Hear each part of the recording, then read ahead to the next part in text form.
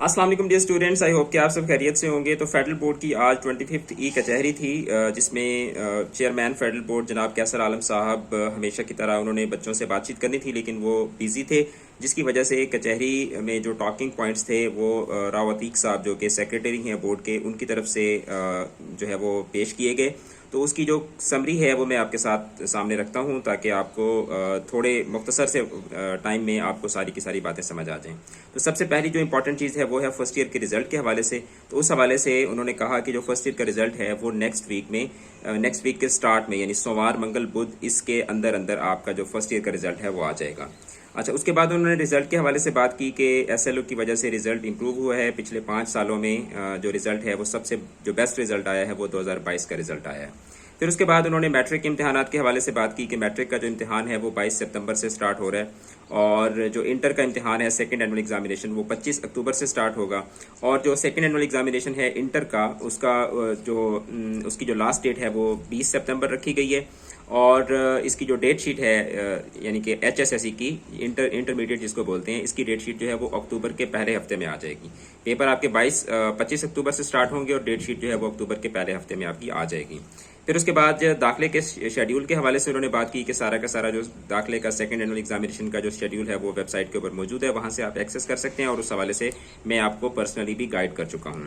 फिर उसके बाद एक बहुत ही इंपॉर्टेंट जो गुड न्यूज़ है वो ये है कि जो पुराने बच्चे जिन्होंने फर्स्ट एनुअल में अपनी रजिस्ट्रेशन करवाई थी और वो किसी भी वजह से अपीयर नहीं हो सके, वो तो ऑब्वियसली एलिजिबल हैं कि वो तो सेकंड एनुअल में अपीयर हो सकते हैं। इसके साथ साथ वो बच्चे जो अभी नई रजिस्ट्रेशन करवाना चाहते हैं, वो बच्चे भी अपनी नई रजिस्ट्रेशन करवा के इंटरमीडिएट के इम्तिहानात में शामिल हो सकते हैं। ये बहुत ही अच्छी खबर है, बहुत बड़ी गुड न्यूज़ है उन स्टूडेंट्स के लिए जो बाकी बोर्ड से तंग हैं या बाकी बोर्ड्स की पॉलिसीज उनको समझ में नहीं आती और वो फेडरल बोर्ड से पढ़ना चाहते थे, तो वो अभी सेकंड एनुअल में अपने आप को as a fresh student register करवा के भी वो इस एग्जामिनेशन के अंदर वो शामिल हो सकते हैं।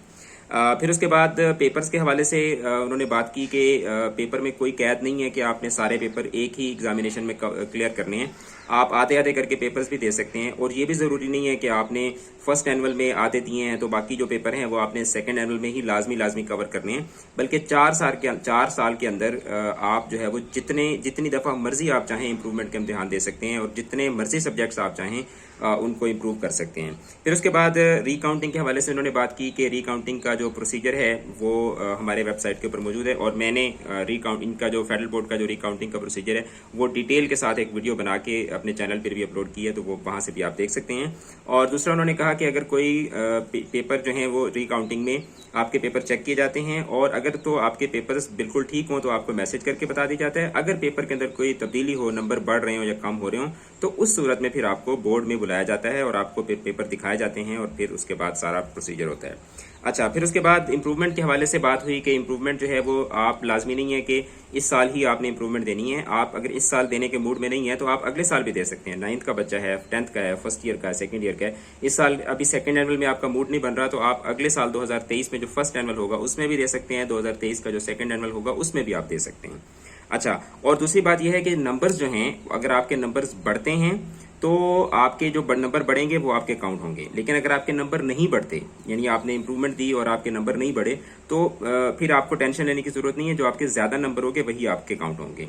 अच्छा, आप मिसाल के तौर पर आपने एक सब्जेक्ट का पेपर दिया, उसमें पहले आपके 100 में से 40 नंबर थे, अब आपके 70 हो गए, लेकिन आप चाहते थे कि आप 70 से भी आपके ज्यादा हों, आपने दिया लेकिन आपके 70 से ज्यादा होने की बजाय आपके 65 हो गए, तो भी आपके 70 काउंट होंगे। यानी आपने 4 अटेम्प्ट्स दिए हैं एक सब्जेक्ट को इम्प्रूव करने में, तो उस 4 अटेम्प्ट्स में जो आपके द बेस्ट मार्क्स होंगे वो आपके जो है वो कंसिडर होंगे।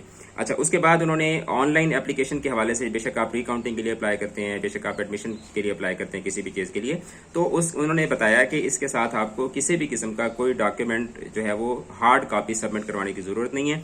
जब आप ऑनलाइन अप्लाई करते हैं तो आपका जो एडमिशन फॉर्म होता है वो बोर्ड को रिसीव हो जाता है, और उसके अकॉर्डिंगली जो भी फिर आगे प्रोसीजर होता है, जो भी प्रोसेसिंग होती है वो स्टार्ट हो जाती है।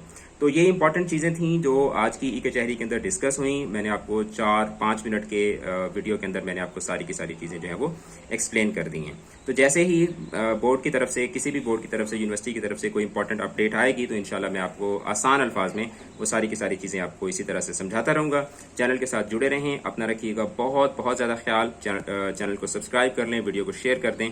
खुदा हाफिज़।